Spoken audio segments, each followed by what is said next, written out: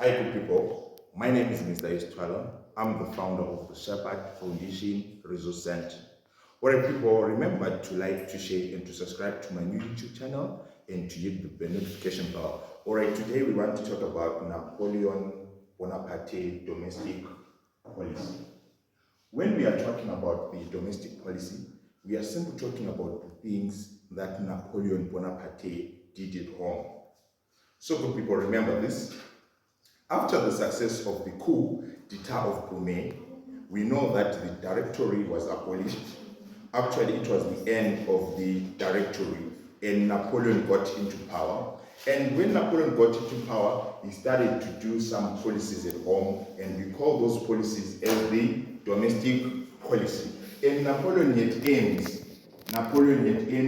The aims of Napoleon in his domestic policy, he wanted to consolidate his power in France. He wanted to gain support in France. Are we together? And the next thing, Napoleon wanted to institute benevolence, despotism. Napoleon wanted to come up with charitable works. He wanted to come up with works that were going to benefit the people of France. So basically, we can say that in this domestic policy, we are going to see that Napoleon was a child of the revolution. When we say that Napoleon was a child of the revolution, or Napoleon was an heir to the revolution, we are simply saying that in his domestic policy, Napoleon followed the revolutionary ideas of liberty, fraternity, and equality. However, as we start the domestic policy, we are going to realize that in some instances, Napoleon violated the principles of the revolution because we see some dictatorial tendencies. Are we together? So the domestic policy is divided into three.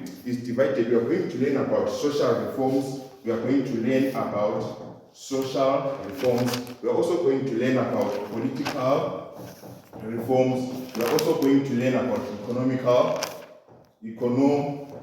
reforms. So we are going to divide the domestic policy into three, into socially, political, and economical. So I'm going to start with the political reform.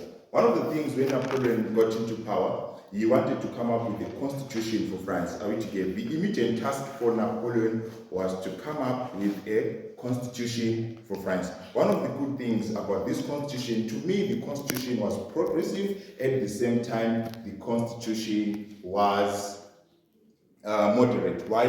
Because Napoleon used separation of powers. So he appointed 3 consuls, but check out, Napoleon was the first consul, and in this constitution you are going to read about the Council of Elders, and we know that the members of the Council of Elders were directly appointed by Napoleon. So it's a sign that Napoleon was a dictator, because people never voted for the Council of Elders. And from the Council of Elders, we had the Legislative Assembly. The Legislative Assembly were more of members of Parliament. They represented people. So in this constitution, there was representation because there was the Legislative Assembly. France was too big, so there was Paris, there was Lavitier. All the people from Paris were represented at the Legislative Assembly. So it's a sign that there was participation. Let me show you something. In order of the people, they were the ones who voted. There was use of plebiscites. People, they voted for the members of the Legislative Assembly. So we can see that Napoleon adopted some of the revolutionary principles, because you see people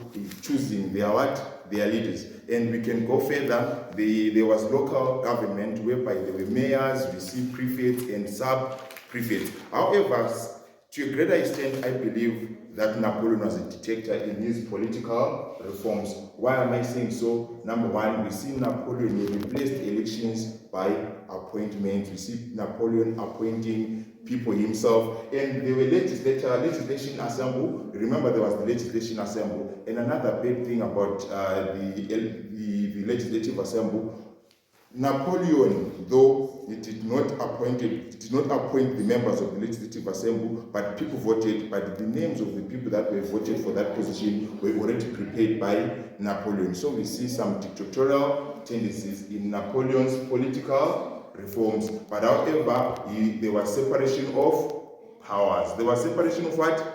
Powers. And the members that were appointed in Napoleon's government were people of good talent. Napoleon used career open to talent. So that was good, because those people, they brought efficiency, they brought efficiency, they also brought order. Are we together so far? Let's go to the economical reforms. Are we together so far?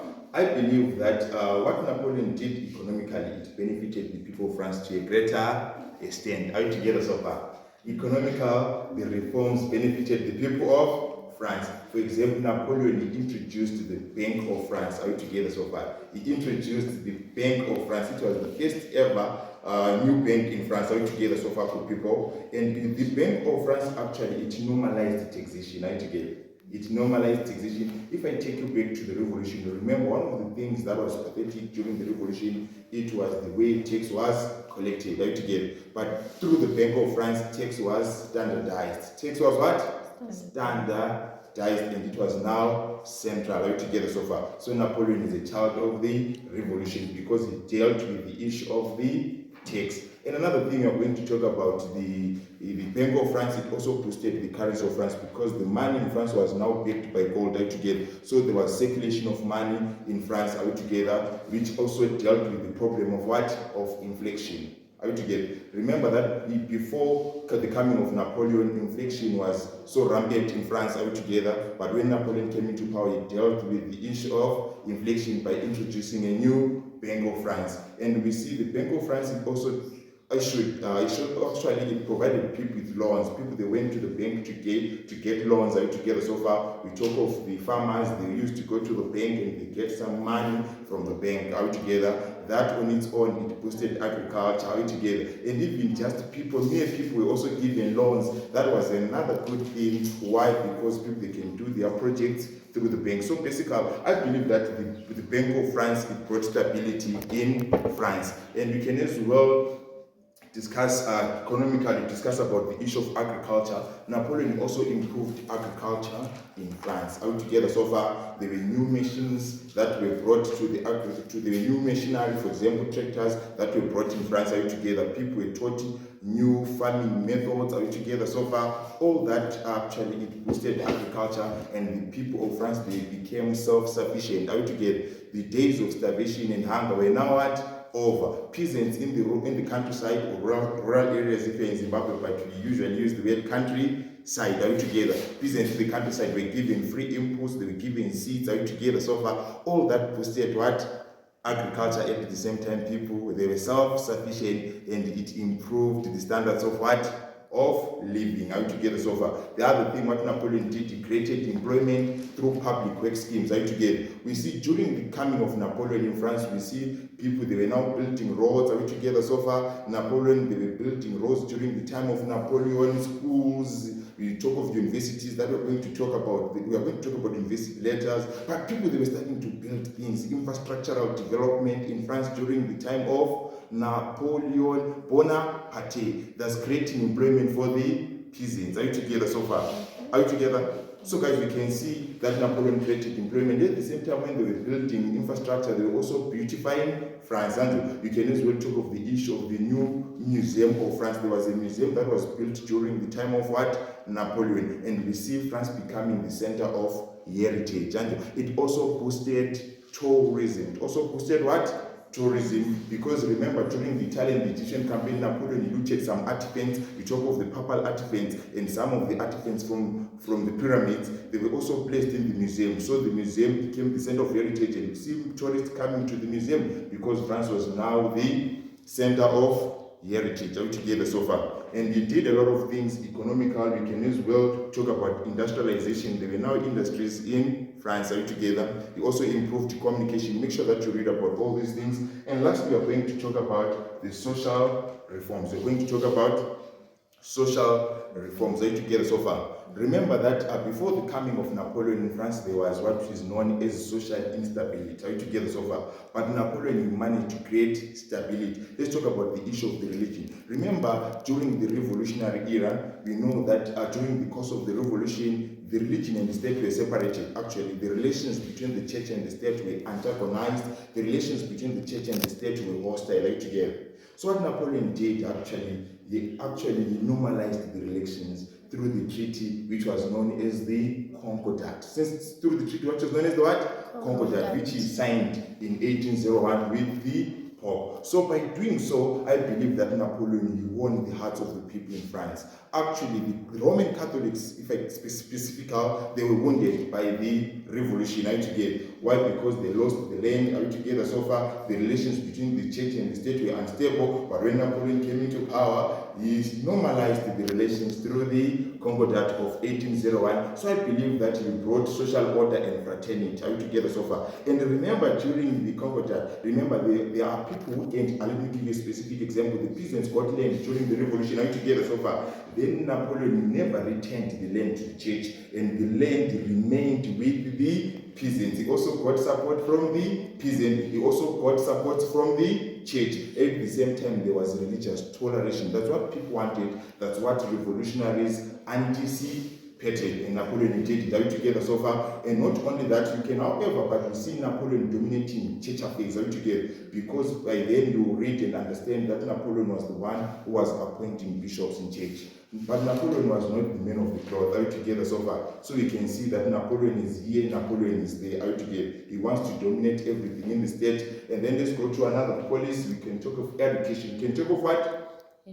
Education system. During the time of Napoleon, the education was under the church. So far? But let me give you a good example. During the time of Napoleon, there was freedom of education in France. Why? Because he allowed every male child to go to school. Then we can say that Napoleon was a revolutionary. Napoleon, he actually followed the principles of the revolution because he allowed every male child to go to school. Unlike in the ancient regime, whereby the only children that were allowed to go to school were the children of the nobility and the clergy. But during the time of Napoleon, there was freedom. Every male child was allowed to go to school. That's equality. That's what? Equality. Not only that, however, Napoleon was a reaction to a certain extent. Why? Because a girl child was not given the same education like a male child. Why? Because a girl child was supposed to be educated by their mothers. That was not fair. They were given, I can say, it was low education because they were supposed to learn at home. Because he even said that they belong in the kitchen. That was bad. So we can see at the same time Napoleon is gender insensitive. And another thing in the education policy, Napoleon, he banned art subjects, he banned history, he banned philosophy. So far? So Napoleon, he wanted to crush opposition. If you are a person and you want to crush opposition, it's a sign that you are a dictator. He didn't want to produce critical minds. He wanted to produce docile students. He wanted to produce docile students. So we can see that in this education system, there are some good things. At the same time, there are some bad things. And you can even talk of the bursary system. When you're talking about the bursary system, it's more of a scholarship. The scholarships or the bursaries were given to the more prominent persons. For example, you talk of the Bonapartists. Those that were given bursaries were those that supported Napoleon or Napoleon's friends. So far? So we can see that Napoleon, in some time, Napoleon is ruthless. But however, Napoleon was progressive in this policy. Why? Because he promoted literacy in France. Unlike in the ancient regime. So far? So we can as well talk of the career open to talent. Career open to talent, I will also combine it with the legion of what? Honor. Napoleon appointed people based on talents. Not based on the caste system like being a noble or being a clergy. If you are good at your job, you were appointed during the time of Napoleon. At the same time, if you are a hard worker, you are going to be honored. That's the legion of honor. Those who were working hard were honored. Legion of honor. And when he is appointing a soldier, will make sure that that soldier is good. That's career open to talent. When you talk of teachers, Napoleon will look for best teachers. That's career open to talent. And if you work hard, you're going to be honored. That's legion of honor. So far? So all those two things, they promoted efficiency and development in France. So far? And people in France were now hard workers because they wanted to be honored. However, you can as well criticize career open to talent and the legion of what? Honor. Why good people? Because Napoleon created his own nobility. So far? People in France, they wanted equality. Let me show you this. If you're honored, it means you're going to be in a certain class. That a class of meritocracy. So it means that those who are not honored, they're going to be in their own class. those who were honored at their own class, so there was division. How to get? So we see that even though people wanted the abolishment of what? Abolishment of stratification, Napoleon created his own stratification and of those that were honored and those that were not honored. But however, to a great extent, I believe career open to talent and the Legion of Honor was good, right, to get, because it promoted efficiency and development in France. Are you together so far? But other scholars, if you read very well, some they will say later on we see Napoleon actually honoring soldiers, honoring police people. So Napoleon created a police what? State with that. Are you together? Because he didn't want opposition. Some other sections of the state were no longer honored. Napoleon will honor the soldiers, Napoleon will honor the police. Are you together? And one of his greatest achievements, maybe that I'm going to talk about it today, is the Code Napoleon. Are you together? But there's something wrong. Why Code Napoleon? Remember, Code Napoleon, we are talking about the laws that were there in France. Are you together? Code Napoleon, we are talking about the laws that were there in what? France.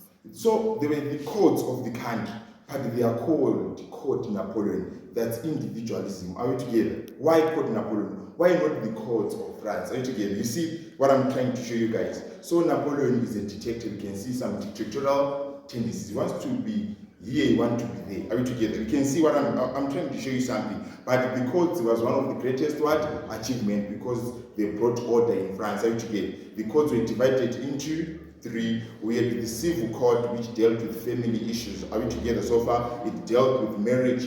Napoleon wanted to create order in families. Are you together so far? But however, in this code, the powers of the father, there was too much than of the women. Are you together? So in short, we are going to say that fathers were now superior, while women were inferior. So again, Napoleon was gender insensitive. Are you together so far? And another thing, we are going to talk about the commercial code. Are you together so far? Then we had also another code that was known as the criminal code, whereby there was trial by jury. Are you together so far? So basically, that's all that I have for you today, and make sure that you listen to my next audio whereby I'm going to analyze these points. Thank you so much for listening to Mr. Estrala. Be blessed.